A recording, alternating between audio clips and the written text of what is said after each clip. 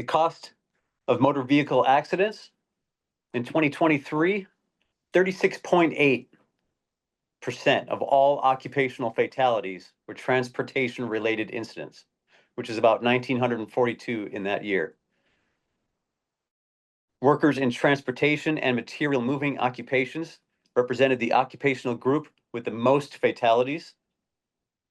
Transportation incidents were highest in administrative support, waste management, and remediation services.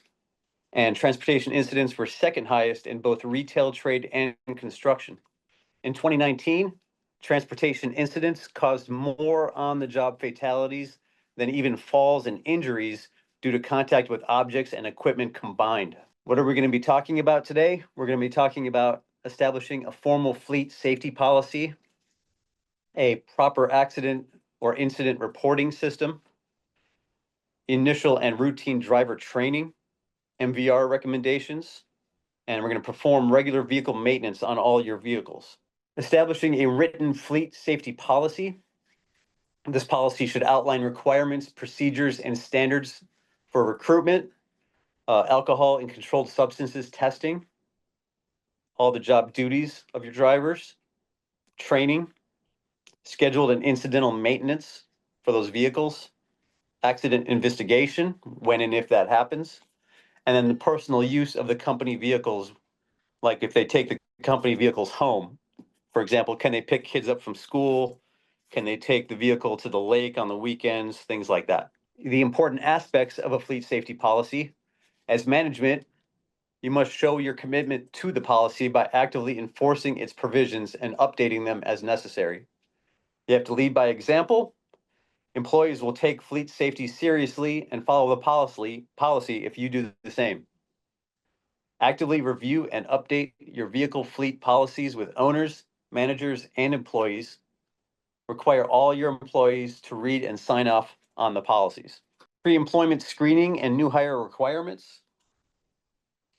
Uniform standards and a comprehensive application will allow you to expose irresponsible or hazardous drivers. Consider the following: their past driving experience, their past employer references, types of vehicles driven, which is pretty important, and as well as past motor vehicle violations, both on and off the job. And then you have to determine your driver acceptability criteria. All members of management should agree on this criteria. Consistently and carefully choosing good drivers will allow you to save in an accident cost down the road. FMCSA reports that it is riskier to hire drivers who are younger, 18 to 25. Along those lines, they have less experience, obviously. They're just getting started on the road. Those that might have a documented sleep disorder, maybe they're impulsive in nature, or generally aggressive or angry towards others. That can actually show itself on the road as well. Obtaining motor vehicle records is a best practice. I believe that we actually do that for you guys if asked. Here are a couple evaluation grid examples. If you look down the first box, those are moving violations. And then across the top is preventable accidents over 3 years. So 0 and 0 obviously is a very clear record, but one moving violation in 3 years and one preventable accident in 3 years is still acceptable. It's kind of right there on the border. Anything more, now there should be a concern. But these are examples only. These can be adjusted to fit your organization's needs and exposures. Pre-employment screening and new hire requirements. Enact alcohol and controlled substance screening policies.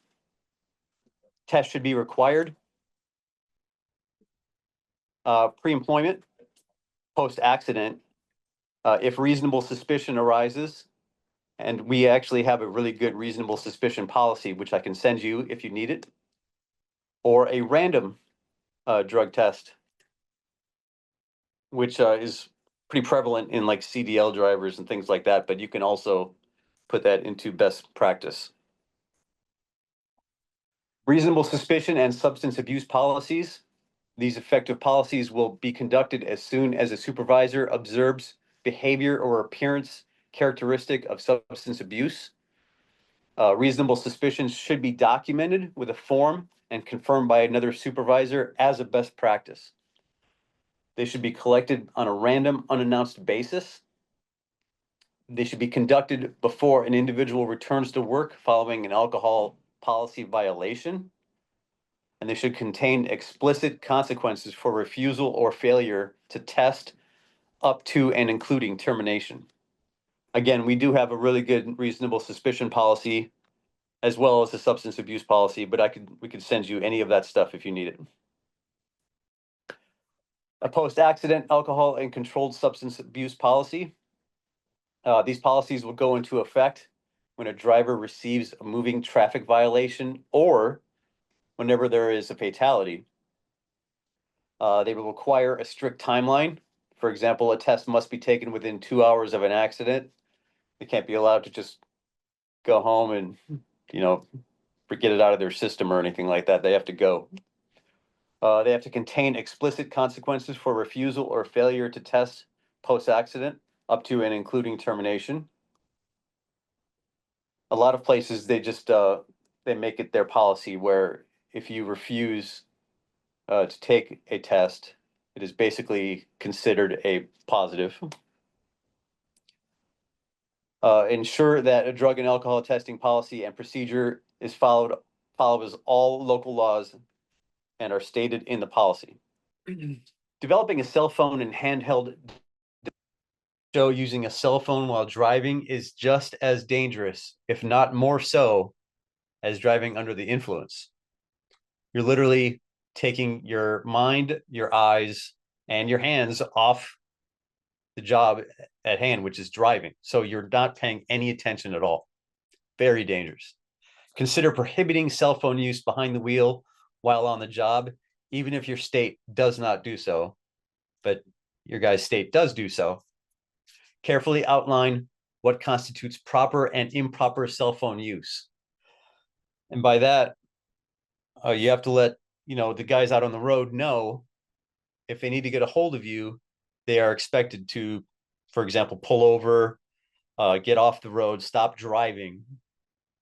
If you call them and they have their phone set to do not bother, because there's a setting now on all these new phones. If they have a do not disturb set on their phone, they have to know that they won't get in any trouble because they were driving. You have to carefully outline. Okay, I'm sorry. For example, Arizona does not allow these devices to be in your hand or even in your lap while driving. So these phones have to be in a cradle of some sort, or even like in a cup holder or things like that. They're not to be used while you're driving. These effective policies will define what constitutes a cell phone or a handheld device. That's pretty easy. Be specific and address all possibilities, including handset versus headset use, text messaging, surfing the web, GPS use, etc. I think best practice would be to just have them set their music before they drive, have them set the GPS for their destination before they drive, and then that's it. Then they don't touch it until they get there. Briefly address other driving distractions, including but not limited to messing with the stereo, eating or drinking, or interacting with other passengers. Reviewing policies is a best practice. Review policies with new employees at orientation and periodically with active employees. Offer materials in workers' native languages, which we have a lot of Spanish-speaking documents that we could send you for most of these things. Retrain active employees annually. We can come out and do distracted or defensive driver training for your guys. Or we can send you toolbox talks if that's easier. Retrain your employees after they are involved in an accident. Maintain documents and track training records. Documentation is the key when it comes to things like this. When OSHA shows up for any issue, one of the things they want to see is recent trainings and documented signatures of those that showed up for those trainings.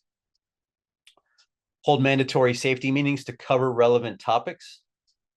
That's where those toolbox talks could come in handy for you guys. and remind employees that safety is a priority. Pre-accident strategies and best practices. Provide pre-accident training to highlight correct use of provided accident kits for your vehicles, proper accident procedures, proper record keeping procedures, what exactly you should do in case of a medical emergency or a hazmat emergency, which is like, I don't know, spilled chemicals or things like that. And supply a glove box accident kit, which includes a pen, paper, insurance policy card, emergency contact numbers, report form, etc. We do also have an accident glove box form in English and Spanish that we could send you. Please let me know if you need that as well. We could send you that. It highlights a lot of these things in this list. It gives you instructions on what to do when you are in an accident. And I think it's really helpful, kind of cuts through the trauma of, trying to think of what to do when you were just in an automobile accident. Sometimes you're not really thinking straight. Educate drivers on accident procedures. That's what we were just talking about. Turn on the hazards and warn other drivers that an accident has occurred to avoid further mishaps. Sometimes an accident on the freeway will cause multiple accidents behind it. Immediately contact the police. You want this to be documented. Only get out of the vehicle if it is safe to do so. We all know how scary the 17 is all day long. If it is not safe to exit, stay in the vehicle with your seatbelt on. This one is important. Do not admit fault. Only discuss details of the accident with the police and report your accident to your employer immediately, as well as the police. They need to know and get involved. Educate drivers on record keeping procedures. Record the incident details on the accident report form.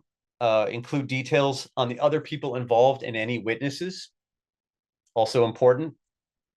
Note names of all the passengers involved. This is important because it has happened in the past where somebody that was hit in an accident came back to the insurance company stating that there were 4 other people involved in the accident in their backseat of their car, and nobody had taken any names. So it's very important to get the names of all the passengers involved so you have a proper inventory of who's actually there. Note the name and contact information of any witnesses in case you need to get back to them with more questions. Take photos or video, if possible, of all the vehicles involved in the accident, including the plate numbers, any damage, any skid marks. That's important so they can kind of get a picture of what actually happened. Any parts that have fallen off the vehicles, any pre-existing damage that might not have been involved in the accident that they're going to try to get fixed on your dime. Also important. Educate drivers on seeking medical attention as soon as possible if anyone is injured. Obviously, that goes without saying. It's important. Give reasonable assistance until professional help arrives to injured parties if you are able to do so. Do not administer first aid unless trained, qualified, and comfortable enough to do so.